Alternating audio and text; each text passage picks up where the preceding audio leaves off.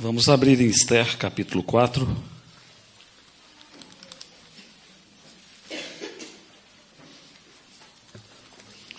Esther, capítulo 4, versículo 14.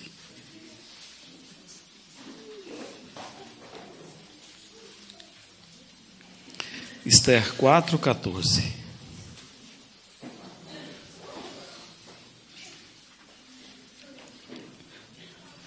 São palavras do judeu Mordecai, a sua filha adotiva, sua prima Esther. Porque, se de todo te calares agora, de outra parte se levantará para os judeus socorro e livramento, mas tu e a casa de teu pai perecereis. E quem sabe, se para conjuntura como esta é que foste elevada a rainha, essa segunda parte desse versículo é o que tem estado no meu coração para esses dias, como já tenho compartilhado. E como também tenho feito anteriormente, essa última parte eu vou lê-la em 3 versões na língua inglesa. A primeira está na God News Translation, que fala assim: quem sabe, talvez para um tempo como este, você foi feita rainha. A tradução de Benton diz: e quem sabe, se você tem sido feita rainha para esta exata ocasião. E Douay Rheims Bible diz: e quem sabe, se tu não estás no reino para que possas estar pronta num tempo como este.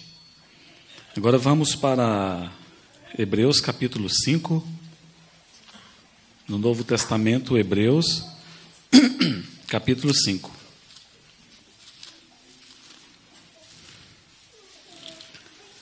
Hebreus capítulo 5, a partir do versículo 10 ao 14. Hebreus 5, a partir do versículo 10. Aqui está, o versículo 10 está falando do Senhor Jesus, refere-se a Ele. Tendo o Senhor Jesus sido nomeado por Deus sumo sacerdote, segundo a ordem de Melquisedeque. 11. A esse respeito, temos muitas coisas que dizer, e difíceis de explicar, porquanto vos tendes tornado tardios em ouvir. Pois, com efeito, quando devíeis ser mestres, atendendo ao tempo decorrido, tendes novamente necessidade de alguém que vos ensine, de novo, quais são os princípios elementares dos oráculos de Deus. Assim, vos tornastes como necessitados de leite, e não de alimento sólido. Ora, todo aquele que se alimenta de leite é inexperiente na palavra da justiça, porque é criança. Mas o alimento sólido é para os adultos, para aqueles que pela prática têm as suas faculdades exercitadas, para discernir não somente o bem, mas também o mal. E um último texto, que está em 1 Coríntios capítulo 2. 1 Coríntios capítulo 2.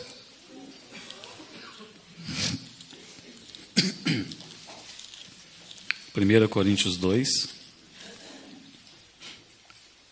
Nós vamos ler do versículo 14 até o capítulo 3, versículo 2. 1 Coríntios 2, 14. Ora, o homem natural não aceita as coisas do Espírito de Deus, porque lhes são loucura, e não pode entendê-las porque elas se discernem espiritualmente. Porém, o homem espiritual julga todas as coisas, mas ele mesmo não é julgado por ninguém. Pois quem conheceu a mente do Senhor, que o possa instruir? Nós, porém, temos a mente de Cristo. 3:1. Eu, porém, irmãos, não vos pude falar como a espirituais, e sim como a carnais, como a crianças em Cristo. Leite vos dei a beber, não vos dei alimento sólido, porque ainda não podiais suportá-lo, nem ainda agora podeis, porque ainda sois carnais. Como temos visto nesses dias, a rainha Esther, uma judia, ela foi colocada ali, nessa posição de realeza, exatamente para uma ocasião como aquela. Através da vida de Esther, o povo judeu experimentou grande livramento. E é por causa da coragem dessa mulher, da sua disposição de servir a Deus, de se preocupar, de se importar, primeiro com Deus e depois com a sua própria vida e com as demais coisas. Por causa disso, Deus, através dela, efetuou um grande livramento ao povo hebreu. É por causa de Esther que nós temos Esdras e Neemias. Se nós não tivéssemos Esther, nós não teríamos tido aquela próxima geração que voltou para edificar a casa de Deus.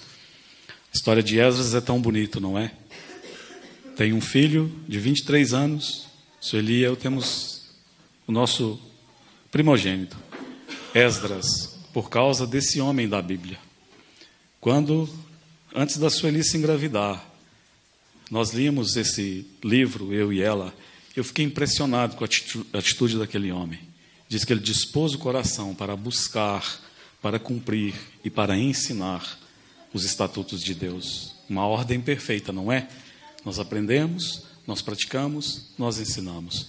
E diz também que ele veio com este objetivo para embelezar a casa de Deus. Mas sabemos que ele não é um decorador, ele não é alguém que se ocupa com essas coisas de designer de interiores.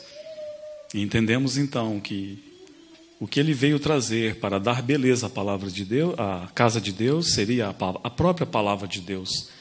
Trazer a palavra de Deus para o seu lugar de centralidade que ela deve ter no meio do seu povo. Vocês se lembram como ele leu de manhã até à tarde, como o povo chorava ao ouvir as palavras do Senhor. É um livro tão lindo, não é? E depois vemos Neemias, o governador. Ele era um copeiro do rei, ele estava à direita do rei. É ele que oferecia o copo na mão do rei. Pensa em todas as possibilidades de sucesso que esse homem tinha diante de si. E ele deu as costas para todas essas coisas, porque o coração dele estava onde o coração de Deus estava. Então, a partir do momento que ele descobriu onde o coração do seu Deus estava, ele disse, é para lá que eu vou. E é para lá que ele foi. Mas tudo isso por causa de Esther. Porque Esther, ela entendeu o tempo que ela vivia. E eu tenho encorajado os irmãos e irmãs. Nós precisamos entender que nós estamos aqui exatamente nessa hora, para um tempo como este. Na história da Reforma, houve uma briga entre Erasmo de Roterdã e Lutero, Martinho Lutero. Eles encontraram, o Papa encontrou em Erasmo de Roterdã. Ele pensava, um homem à altura para responder Lutero. Então, depois de ser assediado, Erasmo de Roterdã, ele escreve uma diatribe, um tratado, contra as coisas que Lutero asseverava. E esse livro é publicado. E ele causou grande alvoroço na Europa, por causa da publicidade que lhe foi dada.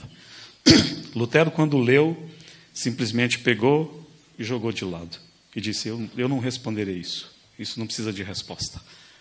Mas a não resposta ao silêncio de Lutero colocou mais lenha na fogueira, porque começaram a dizer que finalmente o reformador tinha encontrado alguém à altura para calá-lo. Então, mais tarde, Lutero diz, digam a Erasmo que eu vou respondê-lo. E Erasmo, então, isso está registrado na história da Reforma do 16º século, do J.H. Merle d'Aubigné, considerado o melhor relato. Então diz que avisaram a Erasmo, Martinho Lutero vai responder a você. E ele ficou alarmado, porque ele disse, eu sou um homem de paz, um homem de letras, um homem de canetas, de penas, de papéis. Mas lá, Martinho Lutero é como um martelo, ele não tem piedade. Vale a pena você ver essa resposta que Lutero deu a ele. Mas basicamente Lutero disse assim, onde poderia eu encontrar um homem na minha geração com tantos atributos quanto você tem? Você me supera em tudo, na argúcia, na inteligente, na capacidade de compreender as coisas, capacidade de argumento, de expor as coisas. Você me supera em tudo, quase tudo. Só tem uma coisa que eu tenho e você não tem. Só uma coisa que nos diferencia. Sabe o que é? A verdade. Eu disse, só isso que nos difere Eu tenho a verdade e você não tem. Creio que Erasmo, há uma possibilidade dele ter sido salvo assim. A história, ela não é muito clara, mas ele nunca aderiu completamente à causa da reforma. Martinho Lutero, ele viveu num tempo exato, o tempo que ele precisava viver. Mude, de quem ouviremos, espero finalmente ouvirmos nessa tarde, ele também foi um homem que viveu exatamente na ocasião que ele precisava viver. E podemos ver na história da igreja todos estes homens. Eles entenderam o tempo exato no qual eles estavam vivendo. Eu os encorajo. Devemos, nesses dias tão confusos, devemos entender que para uma conjuntura como essa, nós também fomos levantados. Há muito trabalho a ser feito. O testemunho do Senhor, ele tem sido de tanta fraqueza nesses dias, não é verdade? Ó, Senhor, tenha misericórdia de nós. Aqui, do menor ao maior, do mais novo ao mais velho, é o meu desejo que você saia daqui nesses dias e você considere: Senhor, eu entendi que para uma ocasião como essa, o Senhor me levantou, o Senhor me salvou. Eis-me aqui, Senhor, envia-me a mim. Esther foi levantada para aquele tempo, para aquele propósito de Deus, ela foi levantada como rainha. Nós vimos que nós fomos levantados, a nossa geração, para corrermos a nossa carreira. Hebreus capítulo 12, versículos 1 e 2. Ali diz que nós temos diante de nós uma carreira que nos está proposta. E nós devemos corrê-la com paciência. Algumas versões dizem com perseverança. Ora, é claro ali que não é uma corrida de 100 metros, que dá um tiro, pá! E o Bolt faz em menos de 10 segundos. Uma corrida de 100 metros não precisa de perseverança, não é? Comparamos ontem essa carreira com uma corrida de maratona, uma corrida extenuante, extremamente aflitiva. Então, nós precisamos correr com paciência. Um irmão que está no nosso meio, que parece-me que já correu maratona, ele deu o testemunho que certa vez ele foi correr uma corrida de longa distância. Então, quando deu o tiro de largada, ele saiu, parecendo que ele estava indo para a Disneylândia. E ele foi correndo, e estava lá na frente, e pensou assim: ué, eu acho que eu vou ganhar esse negócio aqui. Eu estou na frente, o pessoal está tão lá atrás, e foi correndo. E daí a pouco, um passou por ele, o outro passou, e graças a Deus que ele não morreu, que ele está aqui hoje conosco para ouvir a palavra, não é? Paciência. Nós temos que ter paciência. Irmãos, nós só ficaremos juntos nesses dias se tivermos paciência. Nós temos que ter paciência uns com os outros. Davi disse assim, no Salmo 40: esperei pacientemente pelo Senhor, e Ele me ouviu, e Ele se inclinou para mim. Ele me respondeu. Muitas vezes eu li esse versículo assim: esperei impacientemente pelo Senhor. Você também já leu esse versículo assim? Não temos paciência. Nós não temos paciência com os irmãos. O irmão se levanta, se prepara, ele entende que é aquilo que ele deve compartilhar conosco. Então, logo ele termina o seu compartilhar, nós começamos a maldizê-lo. Nós não temos paciência.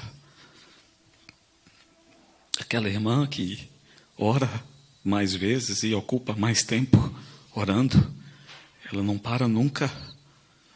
Nós não temos paciência. Os irmãos vêm com os filhos, trazem os filhos para as nossas reuniões. Os filhos, os bebezinhos começam a chorar. Nós não temos paciência. Irmã, pode deixar o seu filho chorar. Eu não me incomodo com isso. Quem tem bebezinho. Nós somos tão impacientes. Como que os nossos filhos vão aprender a palavra de Deus? Nós somos modernos, não é verdade? Aliás, nós não queremos ser interrompidos. Então vamos, muitas vezes, criar as nossas salinhas para ficarmos livres, então não ter ninguém nos interrompendo para ouvirmos a palavra. Esperei pacientemente pelo Senhor. E o Senhor se inclinou. A palavra ali no hebraico inclinou é natá. É a ideia de um bebê, um filhinho. Essa menininha linda aí. Ela chamando a atenção do papai dela. Eu vi que o papai dela é bem grande, né? É você, né? Você pode ficar em pé, irmão, por favor? Para nós te vermos. É aquele grandão lá.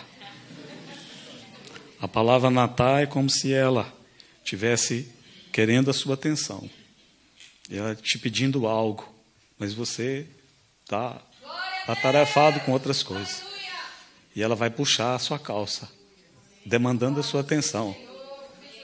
Aí, finalmente, você para tudo que você está fazendo e você ajoelha. Você desce e se ajoelha e fica exatamente na altura dos olhos da sua filha.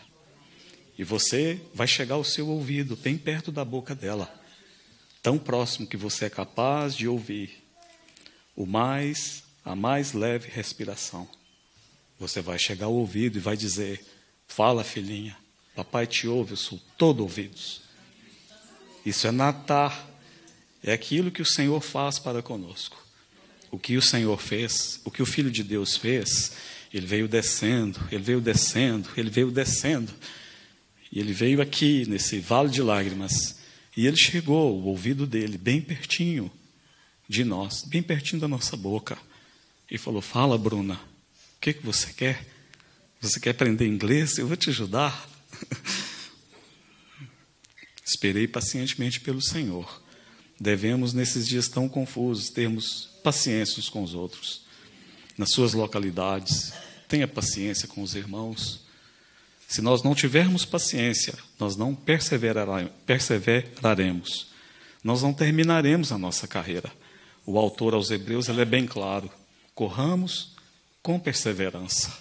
Tenha perseverança. E em outras traduções, corra com paciência, não se desespere, vá correndo, não se incomode de chegar na frente dos outros. Então devemos correr a nossa carreira. Hoje, eu quero deixar com vocês, é o meu último compartilhar aqui, algo também que nós somos chamados a cumprir na nossa geração. Assim como Esther foi colocada ali como rainha para um tempo como aquele, num tempo como esse de hoje, nós temos algo, um chamamento sobre nós, que nós devemos cumpri-lo. À medida que corremos, não é só necessário corrermos, mas também nós devemos, e isso é o que Deus espera de nós. E me escute com bastante atenção. Você, meu irmão e minha irmã, você deve ser alguém que seja espiritual. Nós temos que ser homens e mulheres espirituais. O apóstolo Paulo aqui, escrevendo aos Coríntios, ele coloca 3 classes de pessoas.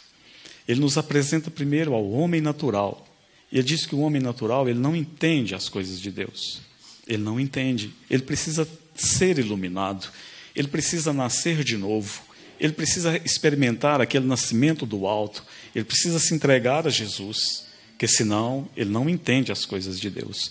Você já pregou o evangelho para alguém que para você está tão claro, mas é tão claro, mas a pessoa não entende? Irmãos, certa vez nos Estados Unidos, numa reunião com os irmãos, tem uma irmã cega lá. Tracy é o nome dela. Ela é muito querida, ela me trata sempre com bondade. Mas para dar o testemunho do que o Senhor faz na vida dela, ela mora sozinha com o seu cachorro, o seu labrador, para mostrar que Jesus é capaz de cuidar dela. Então, numa das visitas, eu estava mais ou menos lá, ela estava de cá, e ela escutou a minha voz, e ela gritou daqui: Leo, Leo. E eu falei um raio de lá, e ela já levantou e veio. E eu vim e a encontrei, e ela me cumprimentou. E ela disse assim, a reunião estava prestes a começar. Ela disse: onde você está sentado? E eu falei assim: lá.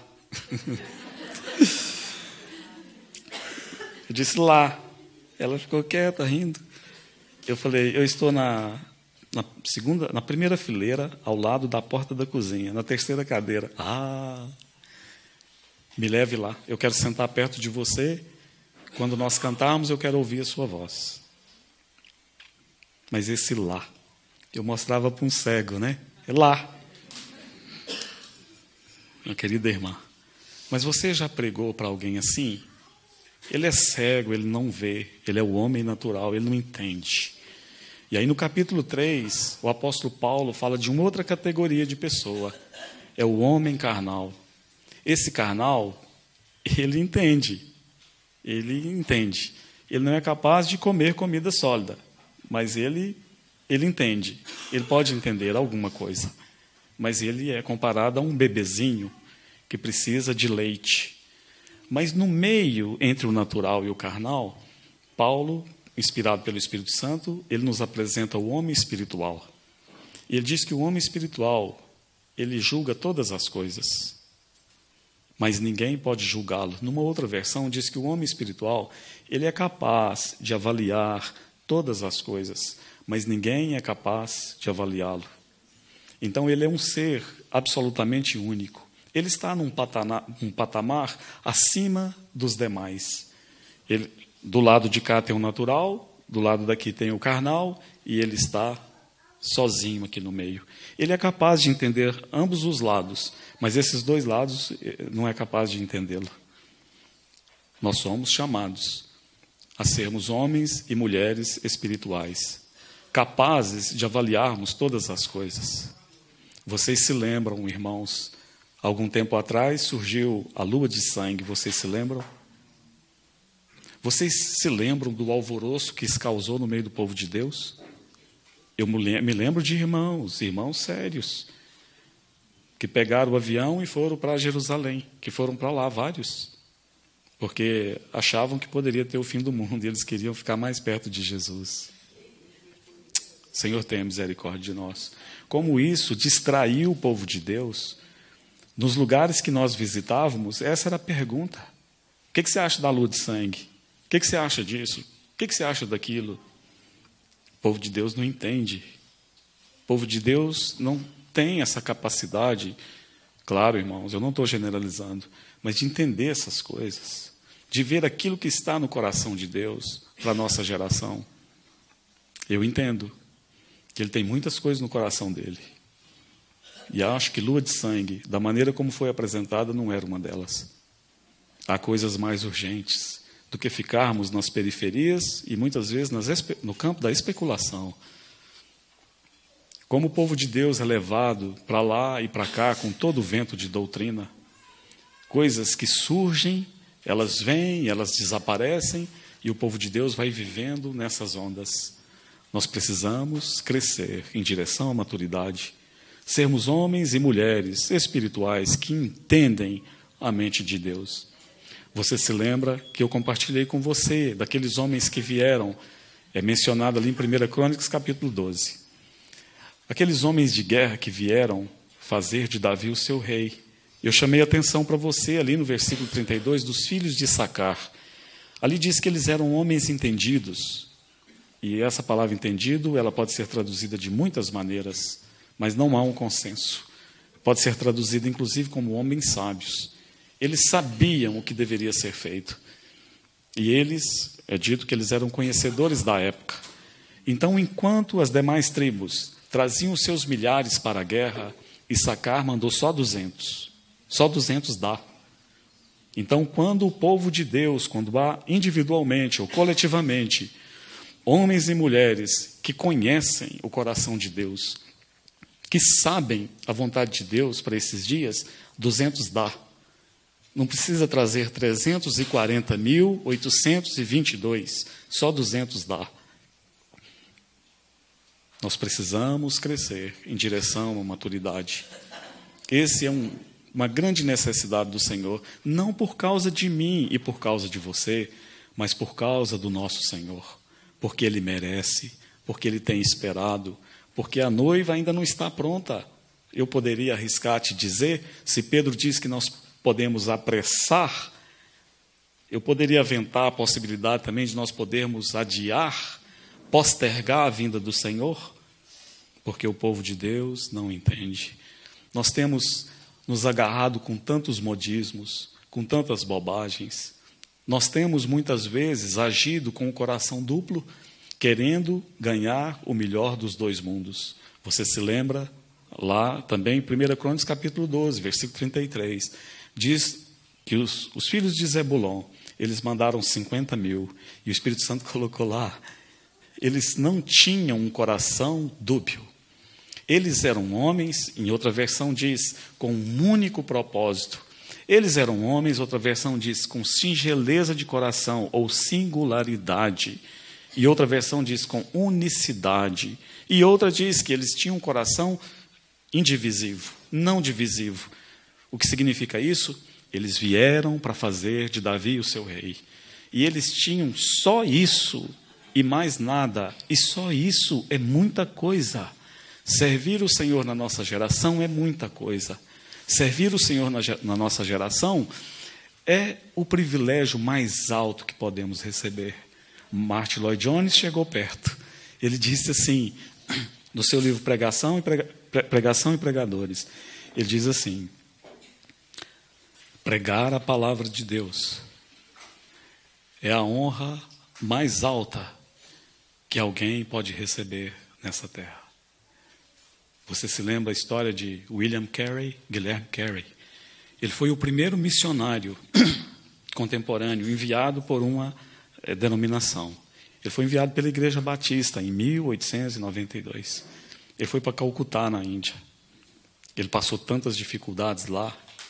Coaduna, com suas palavras de noite passada, Gerson, ele fala isso para os mais jovens, que cada um deveria aprender uma profissão, a trabalhar com as mãos. Aprenda a trabalhar com suas mãos.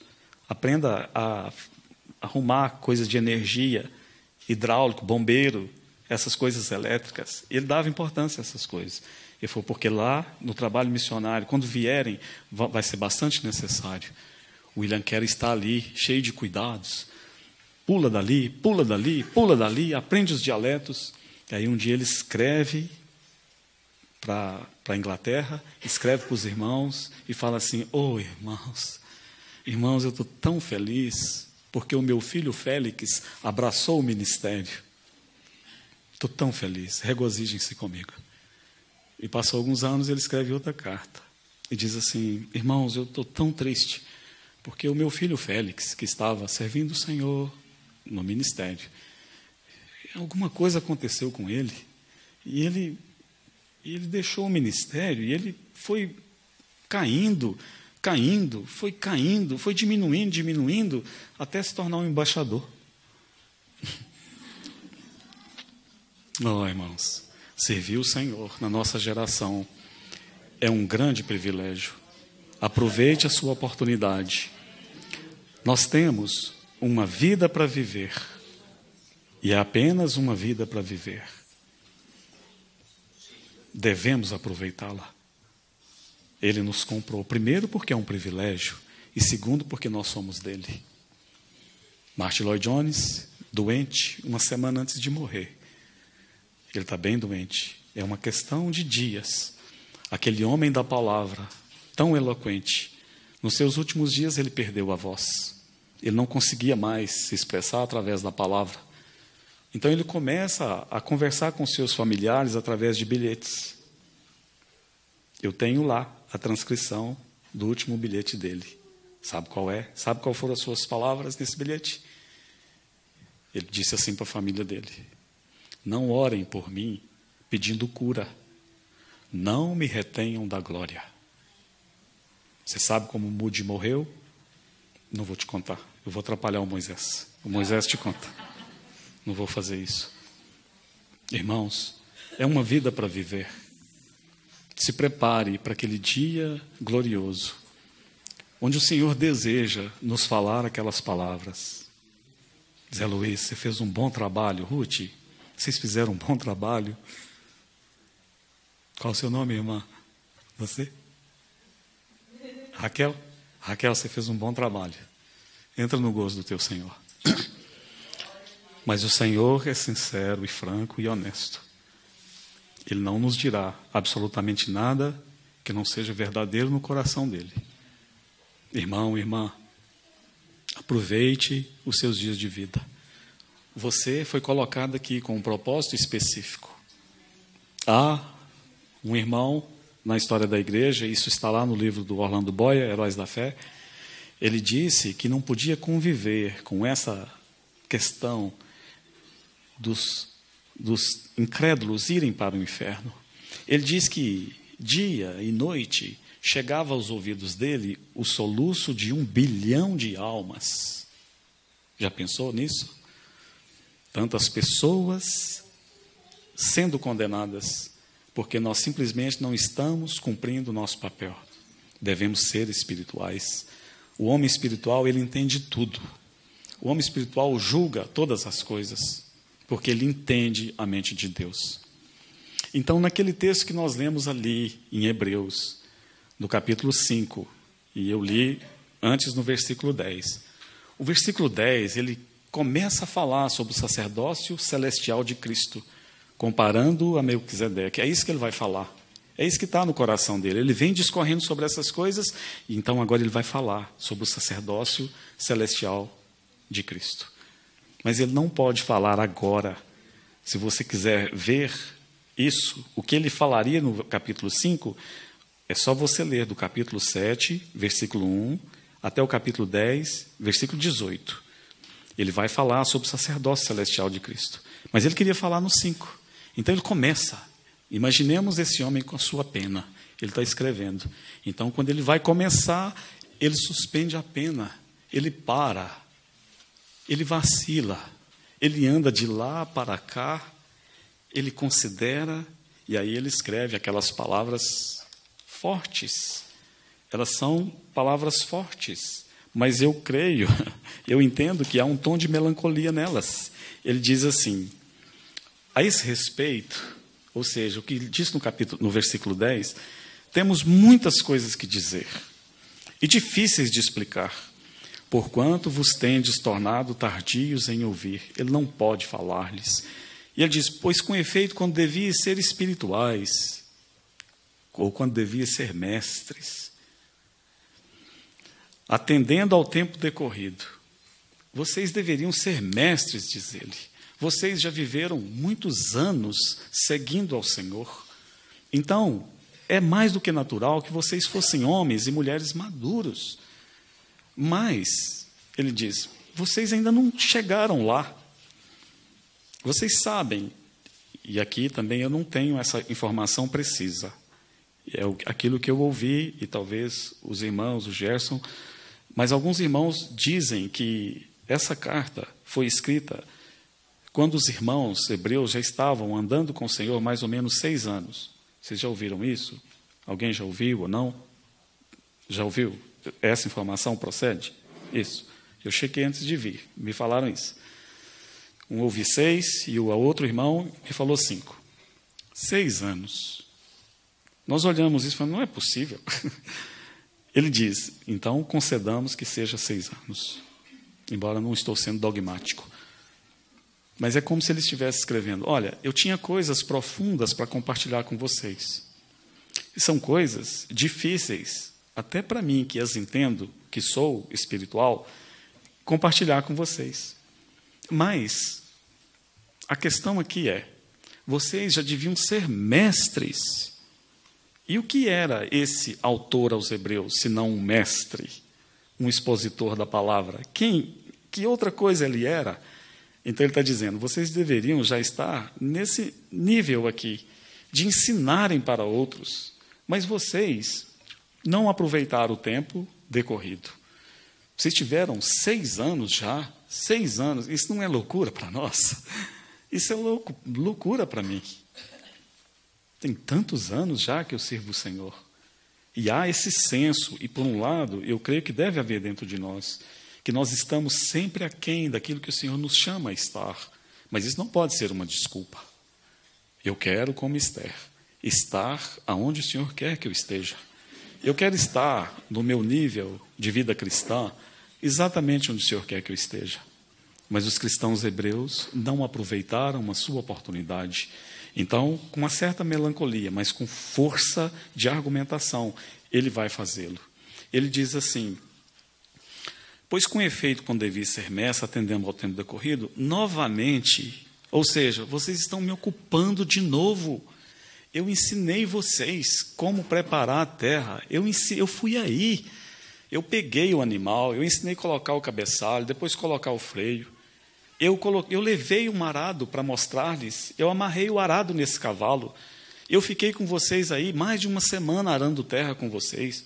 Não é possível. Eu estou muito ocupado aqui. Eu estou arando aqui em outros lugares. Mas agora, o que vocês estão fazendo? Vocês jogaram fora tudo aquilo que eu lhes repassei, tudo aquilo que vocês aprenderam, vocês não entenderam. E eu vou ter que parar tudo aqui. E, novamente, eu vou ter que ir aí ensinar a vocês os princípios elementares, os rudimentos da vida cristã, ele diz. São palavras fortes. É uma exortação forte. E ele diz assim, 13. Ora, no final do 12, desculpa. Assim vos tornasse como necessitados de leite, não de alimento sólido. Ora, todo aquele que se alimenta de leite é inexperiente na palavra da justiça, porque é criança. Hoje de manhã, eu estava lendo Timóteo e Tito. Interessante ali, como Paulo diz a Timóteo: o que de minha parte ouviste, transmite a homens fiéis e também idôneos. Quantos de nós, vocês jovens, e entendam bem, há amor nas minhas palavras por vocês, porque também eu estou aí, eu não estou te jogando pedra. Quantos de vocês são capazes já, com tanto tempo na vida cristã, de serem instruídos e serem capazes de absorver a verdade de Deus e transmiti-la a outros? O povo de Deus, de um modo geral, está sempre aquém, mas o erro não é da parte do Senhor. Não poderemos nunca culpar o Senhor por isso. Essa é a nossa 10ª conferência. Estou certo? 10ª conferência. Imagine todos esses anos o Senhor com fidelidade, arando a terra, pegando o cavalo, nos ensinando a colocar o cabeçalho, o abridão ou o freio, nos ensinando a segurar o arado. Basta. Nós devemos ser espirituais. Nós devemos crescer em direção à maturidade. Uma característica do bebezinho é que ele sempre depende dos outros. É assim. Ele precisa de alguém para dar banho, ele precisa de alguém para alimentar, ele precisa de alguém para cuidar. Ele precisa de cuidado o tempo todo. Uma característica do mestre é aquele que é capaz de cuidar. O bebezinho suga, o mestre dá. Não é assim nas nossas reuniões? Quantos irmãos e irmãs que funcionam de verdade nas suas assembleias? Quantos estão realmente atendendo o chamado do Senhor? Irmão Léo, mas eu não tenho o dom da palavra. Você tem alguma coisa sim. Alguma coisa certamente o Senhor te deu. Você mora num lugar de muitas oportunidades, não é, irmã? Um lugar onde o Senhor te dá muitas oportunidades de pregar o Evangelho e testemunhar. Seja fiel ali. Vocês que fazem faculdade, nós sabemos como as faculdades estão cheias de problema, as trevas estão pairando sobre elas. Eu tenho filho na faculdade, mas a sua luz deve brilhar ali. Você deve pregar o Evangelho. Vocês que têm desejo de servir o Senhor, será que eu estou sendo ridículo aqui? Eu dizendo que um jovem deve servir o Senhor, que um jovem deve ir para um outro lugar, servir o Senhor? Isso não sou estranho? Qual foi a última vez que nós vimos um pai dizendo para o filho: meu filho, apreenda bem as coisas de Deus, para que quando você crescer, você não se torne um embaixador em Sião, mas você seja um embaixador de Cristo, e que você vá para onde o Senhor te mandar. Ouvimos de John Patton, como o pai dele, Tiago Patton, disse: pai, e aí, pai, eu vou para os canibais pregar o Evangelho? Porque ninguém quer me apoiar. É exatamente para isso que te demos para o Senhor. Escuta a voz dele. Nós fomos agarrados por esse pensamento moderno, não é? Que nós devemos cuidar dos nossos filhos, dando-lhes o melhor ensino acadêmico. Nada contra o ensino acadêmico, mas o ensino acadêmico não é um fim em si mesmo. Tudo que nós temos deve ser, como a linha Efésios descreve, para a equiparação dos santos, para o desempenho do seu serviço. Eu vejo isso como o cristão, ele tem uma mochila. Então, tudo que ele recebe na vida, seja diploma, seja conhecimento, seja bens, ele vai colocando dentro dessa mochila para a sua jornada cristã. Perdemos isso de vista, de instruir os nossos filhos, de prepará-los, de dizer para os nossos filhos que, acima de tudo mais que esse mundo pode oferecer, há uma possibilidade, um caminho mais glorioso, que é servir o Senhor. Oh, irmãos, que isso seja resgatado no nosso meio. Que nós nos envolvamos com aquilo que nos dará um eterno, que terá um eterno peso de glória. Todas as coisas passarão. O que importa na nossa vida, no final, é se nós conseguimos servir ao Senhor Jesus de todo o nosso coração, como os homens de Zebulon, sem nenhum impedimento. Vocês jovens, eu sei que muitos de vocês aqui têm o casamento como um desejo na vida de vocês. Se vocês encontrarem o companheiro, a companheira correta, se casem. O casamento no Senhor, é uma antecipação no céu, do céu aqui. Eu tenho isso, eu creio assim. E Deus, pela graça dele, tem me dado experimentar isso com a minha esposa. É um pedaço do céu, graças a Deus. Mas um casamento fora do Senhor é uma antecipação do inferno. O seu casamento, o seu cônjuge, não é a prioridade. Eu espero que nós saímos daqui com isso bem claro. A nossa prioridade é o Senhor. Nossa prioridade é servir ao Senhor Jesus. Nossa prioridade é, como aqueles homens, coroarmos o nosso rei. Darmos ao nosso rei tudo que nós temos. Você já ouviu de um homem chamado Conde Zinzendorf, na história da igreja, aquele alemão? Ele tinha uma propriedade, uma fazenda grande, um homem muito rico.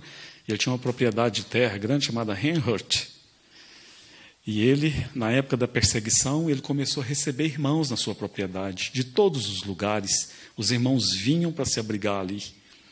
E ele foi grandemente usado, principalmente para ajudar os irmãos perseguidos. Você já leu algum livro do Conde Zinzendorf? Alguém já leu? Acho que a maioria talvez nem saiba. Ele não é tão conhecido assim como outros, né? Eu, particularmente, nunca li nenhum livro atribuído a ele. Já li coisas sobre ele. Mas, aos olhos de Deus, ele foi um grande servo. Ele entendeu que deveria colocar tudo o que ele era, tudo que ele tinha à disposição de Deus. E foi grandemente usado para aliviar, confortar irmãos perseguidos lá na Europa. Você sabe como tudo começou na vida de Zinzendorf? O hobby de Zinzendorf era viajar na sua juventude. Os pais sempre estavam mandando ele para a Europa viajar. E ele encontrava muito prazer, particularmente, em conhecer novos museus. Então a história conta que naquele dia ele estava visitando mais um museu e olhando aquelas obras de arte, aqueles quadros pendurados na parede, e ele olhou aquele quadro ali. Era o quadro de Jesus. Era a cabeça de Jesus. E parece que sobre a cabeça de Jesus tinha alguma coisa estranha. E ele chegou mais perto para ver o que era. Aí era uma coroa de espinhos. E ele ficou olhando aquele rosto ensanguentado, ferido, e aquela coroa de espinhos sobre aquela cabeça. E ele ficou, por algum momento, contemplando aquilo ali. E, de repente, seus olhos desceram um pouquinho e embaixo do quadro tinha algo escrito bem pequeno. De onde ele estava, ele não era capaz de ler. Então, ele disse que se chegou até ficar bem pertinho. E debaixo do quadro estava escrito essas palavras: eu fiz tudo isso por ti. E agora o que você fará por mim? Nosso Senhor fez tudo isso por nós. E tudo é muita coisa, não é? E agora o que nós faremos para Ele? Esses cristãos hebreus, eles pararam no tempo. A advertência aqui contra esses cristãos hebreus é contra a indolência, E tem uma maneira de traduzir essa palavra, e é uma palavra muito forte que pode ser colocada aqui como tardios de ouvir. E ela aparece, nas traduções ela aparece. Ela poderia ser traduzida assim. Difíceis de explicar, versículo 1. Porquanto vos tendes tornado preguiçosos em ouvir. É uma palavra forte, não é? Vocês têm tido preguiça de ouvir. Mas uma boa tradução para ela, muito próximo do original, é que vocês têm se tornado embotados em ouvir. Embotado, lá em Minas, pelo menos, assim eu ouvia, é a faca cega. É a nossa faca. Ela está com fio embotado. Ela está cega, ela não corta. Você pega a faca, começa a cortar o tomate, a faca está cega, o fio embotou. Então precisa dar uma molada, passa na pedra, depois passa no afiador, para ela voltar à sua função primeira, principal. Então ele está dizendo, vocês pararam de ouvir. Vocês se acostumaram com aquilo que vocês têm. Vocês são crentes, sim. Eram crentes, ele está falando para crentes. Mas vocês estão descansando, estacionários, no perdão que nós temos em Jesus através do sangue, na expiação que Jesus fez aqui nessa terra. Vocês se alegraram com isso, mas isso não é tudo. Vocês precisam crescer, vocês precisam chegar à condição de maturidade, porque o trabalho é grande, eu não dou conta, eu não posso.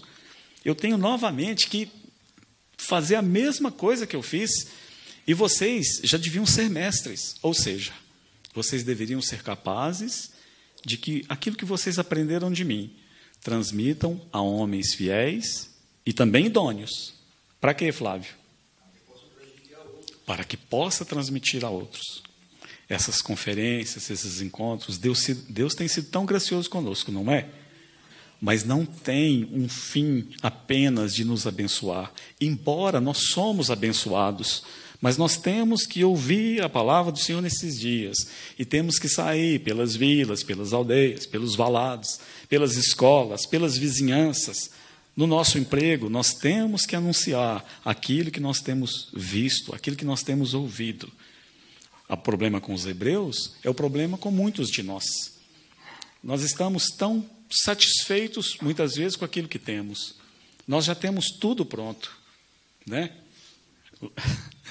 Onde eu me reúno, onde nós nos reunimos, o problema lá é o ar-condicionado. Não é, Marina? Marina está aí? Não é, Marina? Nosso problema é o ar-condicionado. Nós reunimos num lugar muito aprazível. Graças a Deus por isso. Graças a Deus. Um lugar, um salão enorme de um hotel, um bom hotel, 4 estrelas, e eles cedem lá para a gente reunir. Então, ele tem, onde nós reunimos, tem 4 ar-condicionado muito grande. Então, não importa se estiver frio ou quente, nós temos um bom ar-condicionado. Mas o nosso problema é que muitos acham que o ar-condicionado está frio demais. Então, está sempre... não é? Nosso problema é o ar. Nós tivemos Salvador. Fomos em Salvador agora, em abril. Fui lá com o Mac, minha esposa, Marina, e a Carmela da Posse, de Santo Antônio de Posse, foram conosco. Então, é uma situação totalmente diferente. Lá é o calor. E eu brinquei com a Marina. Eu disse assim, Marina, acho que depois dessa, nunca mais nós vamos reclamar de ar-condicionado, não é? Então, põe o ar-condicionado lá em 10 e eu por dentro, glória a Deus. Mas as reuniões, elas têm se tornado, ao invés de algo, muitas vezes para o Senhor, elas têm se tornado algo para nós mesmos. Irmãos, eu estava certa vez num determinado lugar e ali veio uma pessoa de outro lugar, se dizendo crente, e procurou alguns irmãos para pedir dinheiro emprestado. Ele disse que era assessor do Moro. Ele ficou fora daquela cidade muito tempo, ele era professor. E depois de muitos anos ele volta, encontra um irmão, e o irmão diz, você foi meu professor na faculdade, o que você está fazendo? Ele disse, eu fiz direito, eu sou juiz, e eu sou assessor do Moro. Que legal, bom, era professor. E aí? Eu falei, então, eu vim resolver umas coisas, e Eu devo tomar posse com o Moro na semana que vem, uns 20 dias. Eu vim resolver, perdi o dinheiro, estou precisando de dinheiro. Você tem aí 200 para me emprestar? O irmão, pá. Depois me apresentou ele. Na hora eu tive no meu espírito que era um pilantra, assim, um estelionatário. Pilantra é forte, né? Estelionatário. Ele me conheceu e no outro dia ele me ligou pedindo dinheiro. Eu disse, dinheiro eu não tenho para te dar. Mas você está falando que está querendo comida, que sua esposa está internada, que você veio resolver umas coisas que o Moro pediu. Eu fui muito educado, eu fui respeitoso com ele. Mas a sua esposa teve uma crise, está internada, eu vou levar a comida aí para você agora. Sueli, faça comida, Sueli fez, levei para ele. E falei de Jesus para ele. E ele perguntou das reuniões. Aí no domingo, eu estava, ele veio nas reuniões. Só que durante a semana ele pediu dinheiro a outros irmãos. Então, quando esse homem entrou, teve um grupo de irmãos que se reuniu ali no canto, e aí me chamaram. E falou assim, e os que reuniram, alguns é os que tinham sido passados a perna por ele, enganados por ele. E quando viram, eles me chamaram. E falou assim, viu quem está aí? Irmãos, eu fiquei tão alegre dele estar lá. Eu fiquei tão alegre. Porque o Lance Lambert, certa vez, ele falou assim, qual foi a última vez que alguém se converteu na nossa ceia, na nossa reunião de ceia? Eu pensei, mas na nossa reunião de ceia a gente não pode convidar incrédulo para vir? E falou, qual foi a última vez que alguém entrou nas nossas reuniões e falou assim, Deus está aqui e entregou a vida dele para Jesus? Então aquele homem, um estelionatário, um mentiroso, um pecador, ele entrou. Aí os irmãos fizeram a reunião e me chamaram. Viu quem está aí? Eu disse, vi. Então, ele está passando a perna aí, já passou a perna em alguns, e nós temos que dar um jeito de pôr ele para fora. Não podemos pôr ele para fora. Não, ele veio no lugar certo. Não vamos fazer isso. Não, mas nós temos que ficar de olho nele. Porque depois da reunião vai pedir dinheiro. Não, vamos cercar ele, vamos pregar o evangelho para ele. Ele veio. Oh, Senhor. Nós perdemos isso de vista, não é? Uma vez eu conversei com uma irmã dos Estados Unidos. Eu disse, vocês saem lá para pregar o evangelho nas ruas, nas praças? Ela disse, não. Vocês se reúnem por quanto tempo? Uns 40 anos. Mas como que vêm as pessoas? Vem, a gente fala, comenta. Mas vocês nunca foram pregar o evangelho nas ruas? Pegar um violão, distribuir folheto? Não. Parou, pensou, é uma irmã séria. Disse para mim assim, irmão Léo, eu não sei como que nós reagiríamos se começasse a entrar pelas nossas portas drogados, prostitutas, ladrões, assassinos. Irmãos, nós temos que crescer. Nós não podemos nos acomodar com aquilo que nós temos. E nós temos tido muito. Nos dias de Samuel, antes de Samuel chegar, as visões e a palavra do Senhor era tão rara. Mas nós não podemos dizer nesses dias que a palavra do Senhor é rara. Nós seremos indesculpáveis porque o Senhor tem nos falado. Nós temos acesso a tantas coisas. Bruna, você que sabe inglês, tem tanto material bom para você se instruir, que te ajudará a crescer, a ser uma mulher madura no Senhor. Entende? Tem tanta coisa disponível, irmãos. Nós devemos ser espirituais. Nós nascemos para isso, nós nascemos de novo para isso. É a vontade de Deus que nós cresçamos em direção à maturidade, para que nós possamos também instruir a outros. Por exemplo, Tito, considera comigo, Tito era um filho na fé de Paulo. Paulo, em alguns lugares, vai chamá-lo de filho, mas tem um lugar que Paulo vai chamá-lo de colaborador. A primeira vez que vamos ver Tito, ele é mencionado em Gálatas, mas a menção que é feita ali é da presença dele lá em Atos capítulo 15, naquele concílio em Jerusalém. Ele foi lá, e a questão era sobre a circuncisão. Alguns judeus se entremeteram e disseram que para os gentios ter uma salvação plena e completa, eles precisavam se circuncidar. Então Paulo e Barnabé vai lá resolver essa questão. E por que vocês acham que levou Tito? Por quê? Não foi apenas para ter mais alguém junto. Eu creio que levou Tito ali exatamente para ter em Tito um exemplo vivo. Olha, isso que nós estamos falando, aqui, olha para ele, entrevista ele. Faz nele uma sabatina e vê o calibre desse jovem. E esse jovem ele é gentio e gentio, dos dois lados. E ele não é circuncidado. Prova ele. Então, creio, como alguns irmãos entendem, que Tito foi com Paulo para ser exibido como um modelo ali. Um modelo de alguém que era gentio, que não foi circuncidado, mas que a graça de Deus estava sobre ele. Não sabemos quantos anos que ele tinha quando Paulo escreveu a carta a Tito. Nós não sabemos. Mas ele era bem mais novo que Paulo. O Gerson, perguntei ao Gerson, ele falou, talvez uns 40. Talvez, que você me disse, né? Não tão jovem, não tão velho.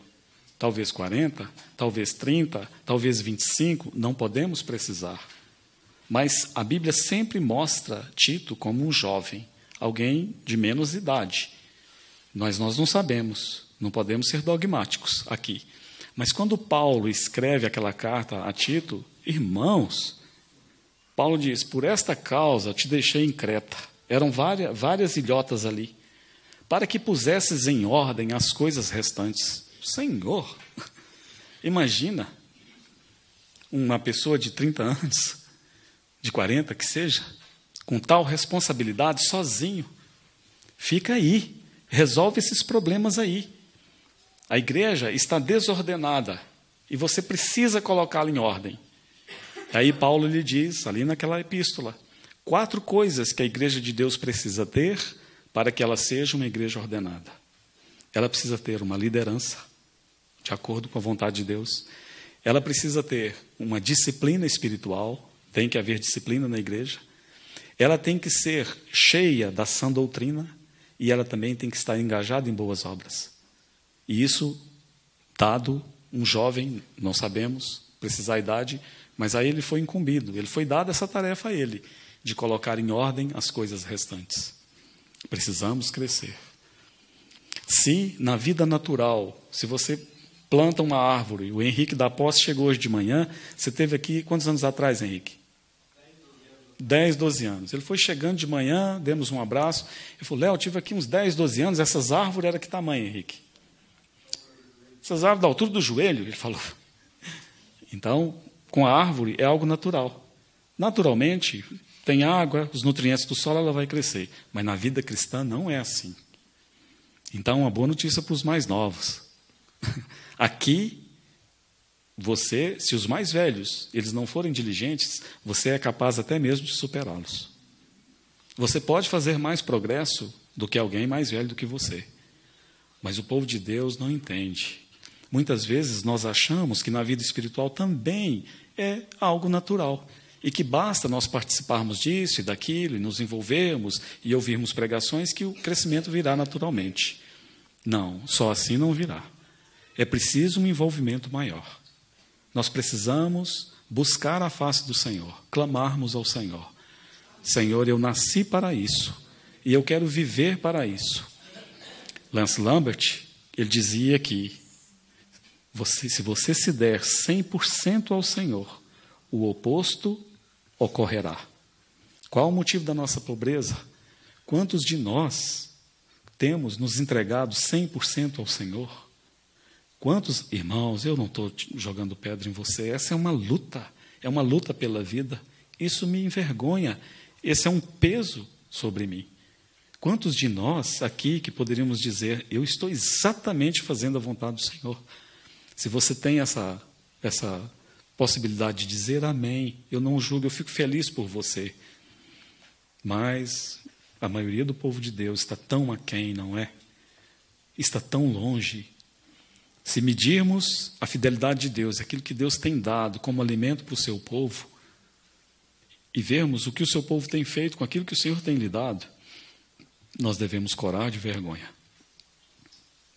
Meu filho, o primogênito Esdras, quando ele nasceu, era no peito. Depois a papinha. E depois o danoninho, que vale por um bifinho.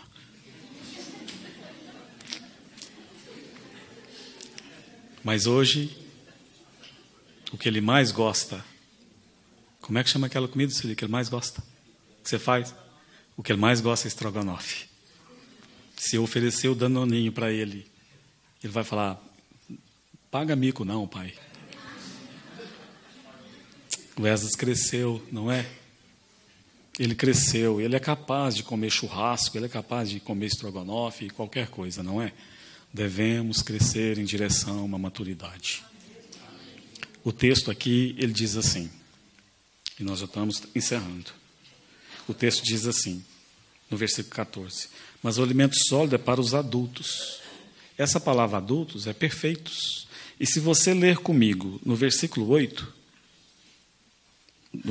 diz assim, embora Jesus, sendo filho, aprendeu a obediência pelas coisas que sofreu, e tendo sido aperfeiçoado, é a mesma palavra, teleion. Cristo foi aperfeiçoado pela obediência. Esse é o caminho. Você quer crescer? Aprendamos a obedecer ao Senhor. Resolvamos de uma vez por todas a quem nós serviremos. Não podemos, irmãos, cochear entre dois pensamentos. Se Deus é Deus, vamos servi-lo. Não podemos mais. Temos que sair daqui com essa certeza no coração. Senhor, eu te entrego tudo. Eu te entrego todo o meu ser. Assim como Charles Studi dizia que com o Senhor é tudo ou nada. E o Lance usou essas palavras e disse, Senhor, pela graça do Senhor, comigo também vai ser tudo ou nada. Sabe quantos anos que o Lance tinha quando ele se entregou totalmente ao Senhor? Quando o Lance leu aquele livro do Charles Studi e se converteu e disse, Senhor, pela sua graça, comigo vai ser igual ele, vai ser tudo ou nada. Alguém sabe a idade que o Lance tinha? Vocês não sabem? Qual a sua idade, Miguel? Ele tinha sua idade, Miguel. Miguel, ele tinha 12 anos. Mas aos 10, ele se engajou na escola dominical da Igreja Batista. Ele ficou lá por 2 anos. Irmãos, 2 anos ele não se converteu. De alguma maneira, aquilo que ele viu lá, aquelas historinhas, não capturaram o coração dele. Aí um dia o professor deu livros para os alunos. E o Lance ficou olhando. Ele deu para todos, menos para o Lance. E o Lance achou aquilo muito estranho. Depois ele entendeu que aquele irmão tinha medo da mãe dele, que a mãe do Lance não gostava dos crentes, para esconder quem o Lance realmente era.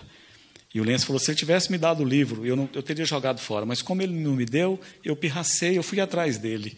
E falei, por que o senhor não me deu o livro? Ele falou, eu esqueci. Toma esse. E deu o livro do Charles Studi. E o Lance, com 12 anos, Miguel, ele leu o livro. É uma história maravilhosa, Miguel. Pede o papai e a mamãe para comprar para você. É a história de um homem, Miguel, que hoje ele herdou mais ou menos uns 100 milhões ou mais de reais.